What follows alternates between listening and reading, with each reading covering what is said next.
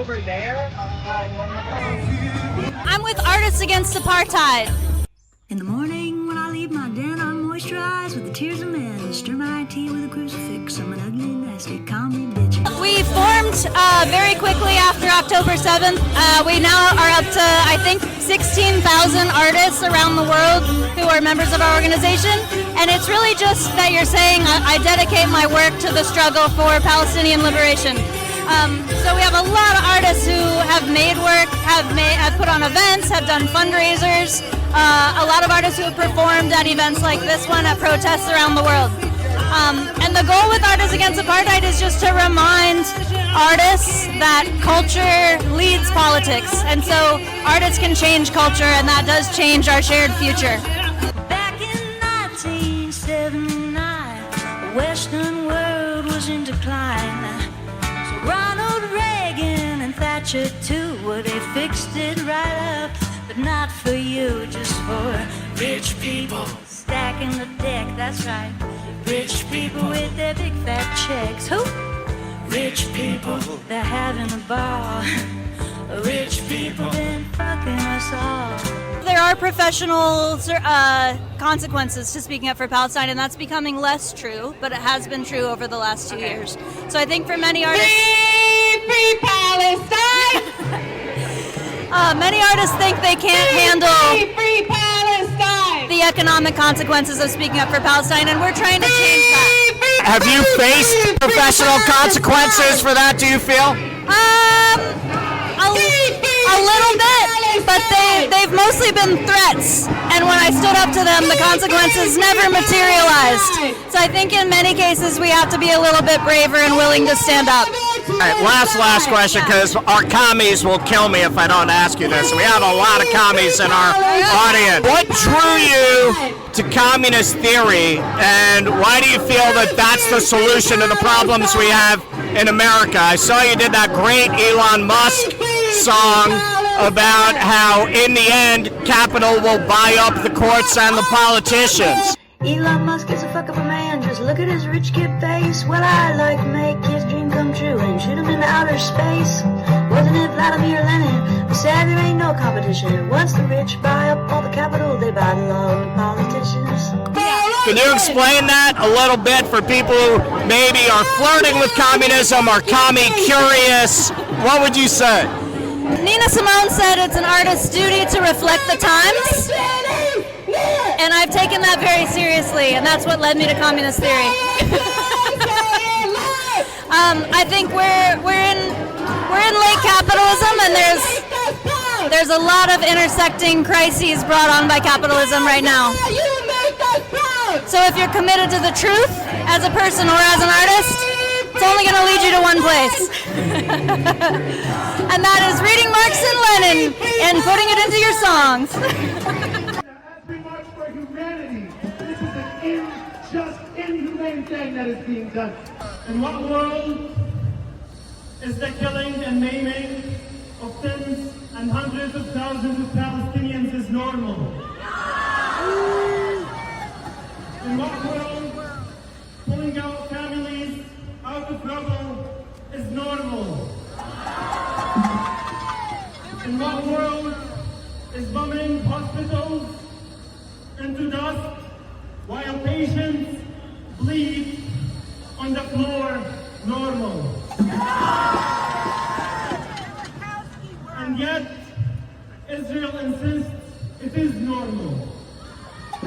Free Palestine! Free Palestine! Free Palestine! Free Palestine! Free Palestine! Free Palestine! Viva, viva Palestina! Viva, viva Palestina! I think we have to get out on the streets as much as we can while we're watching this starvation. We're watching our Congress people and the White House continue to support the Israeli government. You've been doing some incredible work doing confrontations with members of Congress. Why do you think it is so hard to get them to prioritize America, Palestine, and what people actually want? Well, one is the AIPAC lobby, another is the military industrial complex lobby. but I think some of them are genuinely fanatical Christian Zionists that really think that this is a biblical mandate. And then, but I think the main one is their fear of being targeted by AIPAC. What do you think the nomination of Zohran Mamdani means in arguably the most Zionist city in America, and why won't Hakeem Jeffries endorse him? He's going to have to demonstrate to a broader electorate, including in many of the neighborhoods that I represent in Brooklyn, that his ideas can actually be put into reality. I think it's a watershed moment for the entire country, and I think that Hakeem Jeffries is going to have to support him in the end. He's really got no choice. That, you know, it's, do you support the 92% of Democrats who don't want to keep supporting Israel's policies, or the 8%? And Mamdani represents the 92%, and Hakeem Jeffries is going to have to make a choice, and he better do the right thing. What do you say to people who despair and feel like no matter what they do, they can't stop the genocide? How do you convince them to keep going and remain as activists fighting for this cause? Just think that every day the people in Gaza and the West Bank, if they're lucky, they get up and they're fighting another day to survive. And so we don't have the luxury of despair. I face the most deadliest, ruthless killing machine in the world face to face. The IRS. Oh, it gets better. I didn't go all the way out there to be silent. I'm from New York too, so I gave him a little piece of my mouth.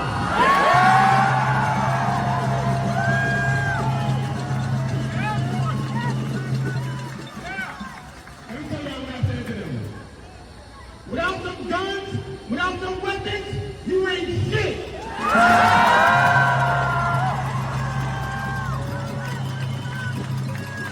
And I'll tell you that one of them, and I said especially you.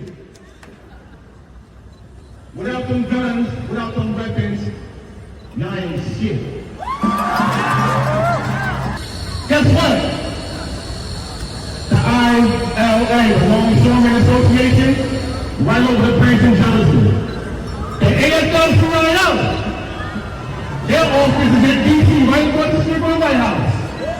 So what I'm asking everyone here today, and I'm going to reach out to organizations in D.C. as well, we need a national day of action against these two major unions right now.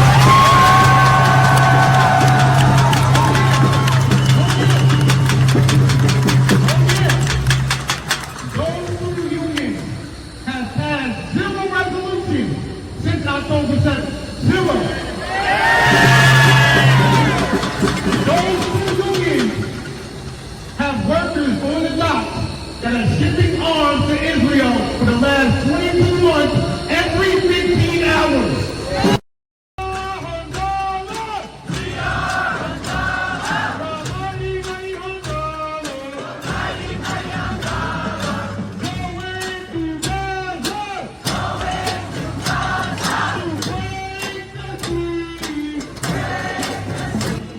In Israel there, did you feel like your life was in danger? Yeah, of course. I mean, obviously, as a black man, I knew I was going to be facing some risks. But once again, it's not a fraction of what Palestinians are going through. And they have killed volunteers in the past on flotillas. So, of course, I was always thinking about the possibility of not making it back home. So you recently said, yo, Bernie and AOC are out traveling the country, but they didn't say nothing to speak up for you. What do you think their purpose is? Why are they traveling the country, but they won't speak about one of their supporters being locked up? Well, I mean, honestly, they're complicit, and we already know that.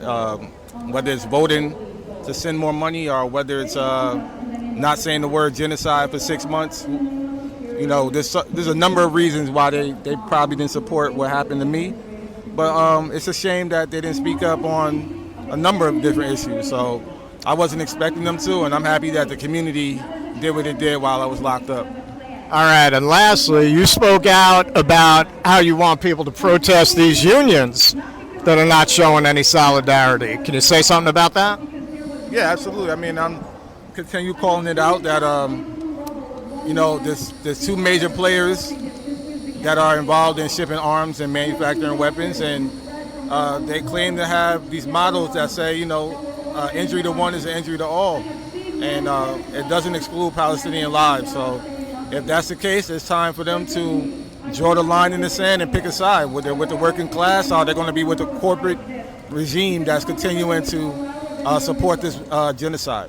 What are you calling for people to do? Take a national day of action against the two major players of labor unions, the AFL-CIO and the Longshoremen Association as well, and call them out for their atrocity in shipping arms. Right now I'm trying to start a real U.S. Labor Party that's going to have the policies and values that we need. And I don't see no other way around it. We got to get out the two-party system. So I don't encourage supporting both parties at a bipartisan genocide. And hopefully I can get this Labor Party going again for 2028. Would you call for a general strike? We're not ready yet. We need higher union density. Our union density is in the gutter. It's less than 6% in the private sector, less than 10% in the public sector. The labor movement is really, really small, and we got to organize. They're not organizing enough.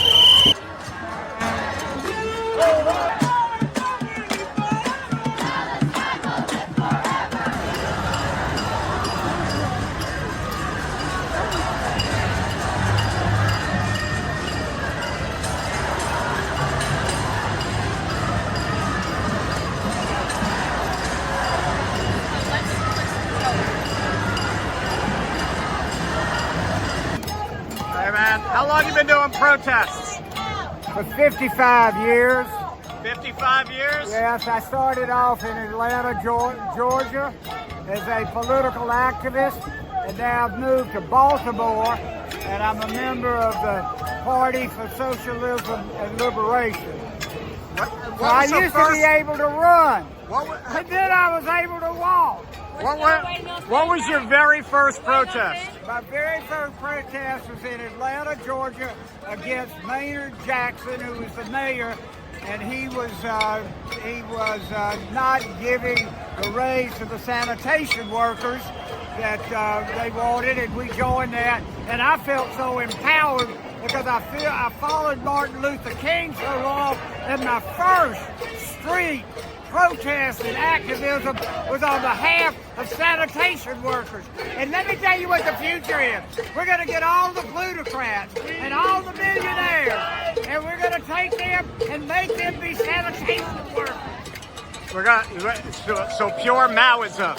Sir? Pure Mao, man. We're going to put them out in the fields. Yeah. Make them work. They'll be toilers.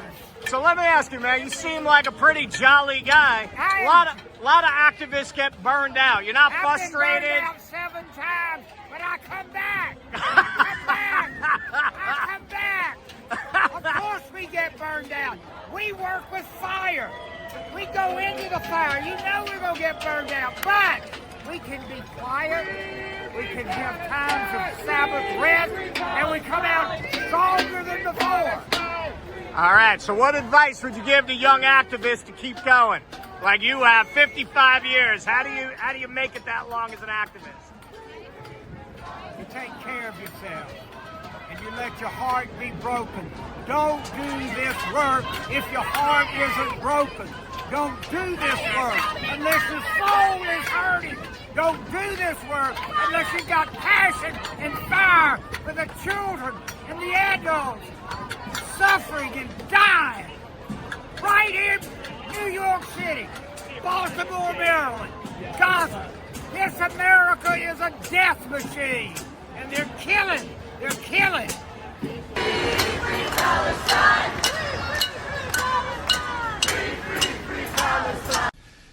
Please clap.